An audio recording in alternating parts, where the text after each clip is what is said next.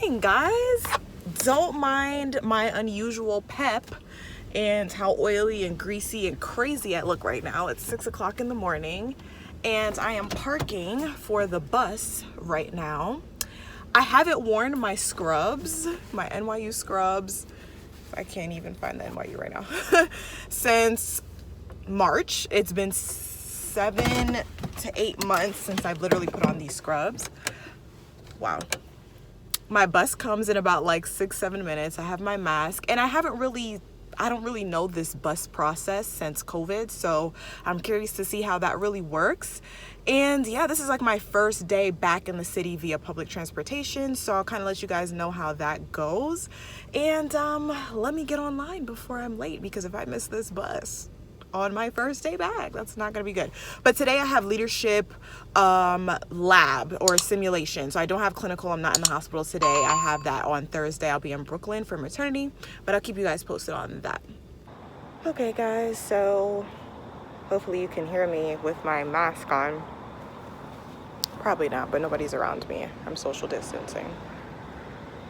The bus is coming, it's right there. But yeah, so I seem to be on schedule. Actually, that's not my bus. Awkward. But yeah, so I seem to be on schedule. I'm waiting for the bus to Port Authority so that I can take another bus up and hike up towards campus. So I'll keep you guys posted.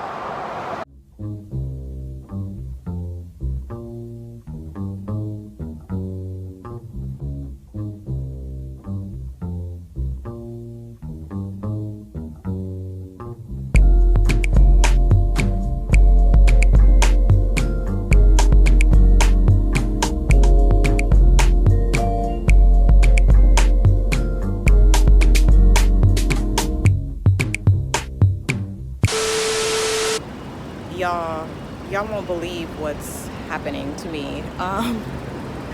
So the school has not received my COVID results, and because of that, my simulation lab that I was supposed to be at 8, I cannot attend. I can't even enter the building, obviously, for obvious reasons, because I don't have pre-approval for my COVID test results. So I should be freaking out, but I'm not, just because I'm like blowing up people's phones, but it's not even 8:30. Offices haven't even opened yet. It's like the day after Labor Day, so people really aren't picking up the phone. And what I really want to do is call the office where I got my COVID results from and have them like email me again the freaking negative test results, re-upload something, and see what the hell I can do, because at the end of the day, my simulation was only an hour and 15 minutes. So by the time I figured this out, it's already 8:30. I have already missed it. I emailed my clinical instructor about what happened. Obviously, I didn't get a response back yet, but you know, just my luck. So if I still figure this out, even if it's after my time and I'm allowed in the building, I still want to go up to explain in person. But just pray for me, guys, because just like 2020, my day would start like this. You see how I was chipper this morning and excited and everything, and then boom, got tripped. Like, anyways, I'll update you guys, because I'm like freaking out, not freaking out.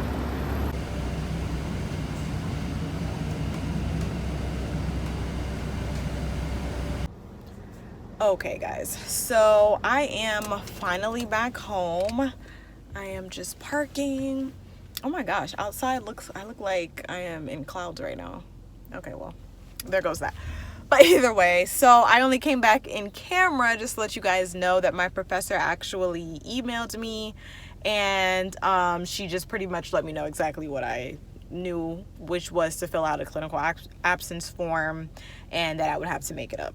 But that's my life, you know. I'm just thankful that it was not actually clinical, because I would just, oh my gosh, because you never get that back. Like, you obviously have to make it up still, but you just make it up in the lab. You never really get that clinical experience back again. And you know, it was only an hour and 15 minutes, but you know, you can learn a lot in an hour and 15 minutes, so I'm still gonna have to make it up. And yeah guys, you know, moral of the story is I'm not perfect. I clearly made a error that anybody could have made. And this was just with COVID. There's going to be times, if you're especially going to this school or wherever, where your tire catches a flat on the way to clinical, or the train doesn't show up, or the bus doesn't show up, which has happened for me. Or, you know, like the next train comes in 40 minutes and you have to be there in 15. So life happens, and that's just what happened to me today. I'm still positive and I'm still excited for this semester, and I will definitely keep you updated with the rest of the week, because today started off crappy, but thankfully I'm off tomorrow, so I'm about to go fill out that clinical absence form so that I can make this up and go from there. All right, guys, bye.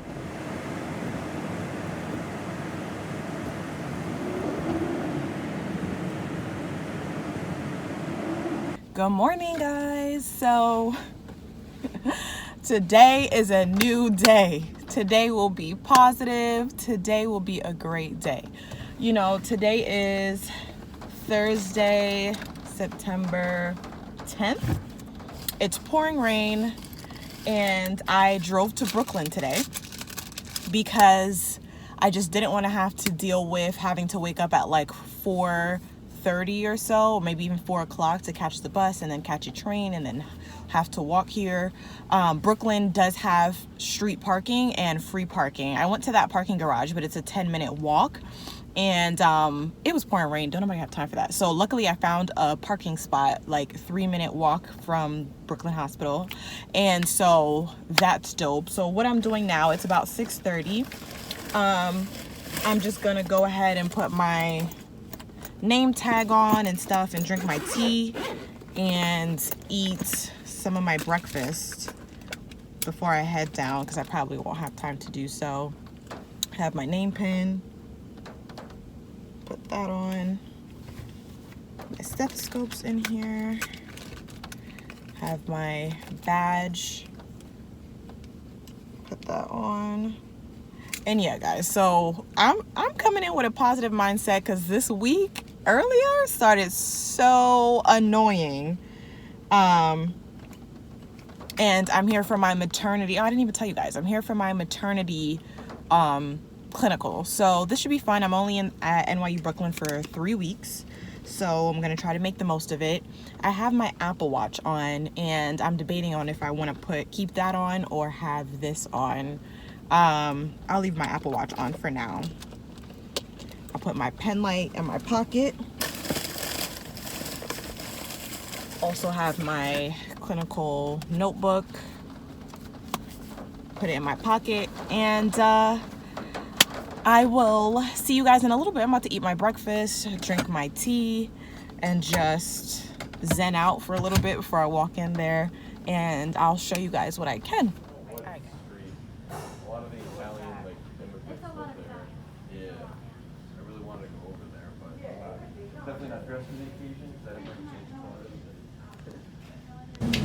Hey guys, so I just got finished watching a C-section. Like, wow. It was such a great experience. I really hope you guys can hear me, but yeah, like I legit watched the whole entire thing from beginning to end. It was like a 2-hour C-section. There were some complications, but it was so great to watch. Right now I'm in postpartum care with the moms, so I'll keep you guys posted. I should be having lunch soon. 10:59. Hey guys, so I'm back, and patient is doing well in postpartum, and I'm getting to do a lot of assessments, and it's 11:46. We have lunch at 12, and I'm really hungry. But yeah, so right now, like, the morning was pretty hectic watching the C-section and getting to, like, you know, just assist in that. It was like crazy. I'll tell you about that experience later, but right now it's pretty chill. I'm gonna be working on my care plan and going from there.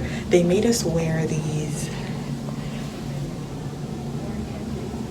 labor and delivery scrubs because, you know, just for being sterile and stuff, we had to take off our purple scrubs. But yeah, see you guys later. I guess she's just waiting to pick, you know?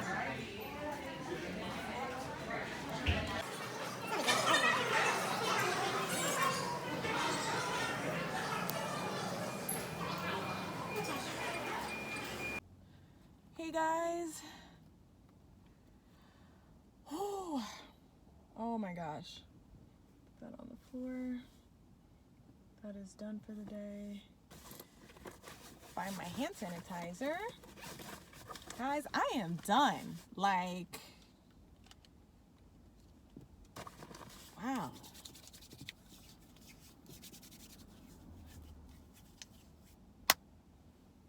Let me tell you, let me take my hair down so I don't look too crazy. Like, let me tell you, one thing that I'm not worried about at clinical is looking cute. So the cute Ashley that you guys normally see is not who patients see. Okay. So yeah. So I had such a jam-packed, fun-filled day. So let me really quick tell you about my day, and I'm just gonna go home, unwind, and get ready for my lecture tomorrow. I have leadership and management tomorrow, and what class? Some elective class. I think it's like breastfeeding class or something like that. I don't know why I blinked on that. But so pretty much I walk into clinical and onto the unit, and I get assigned a patient who was going into a C-section. So that was exciting because I didn't think I was going to actually see the C-section happen right in front of me. So she was, you know, a young woman about like in her 30s, and this was her second C-section.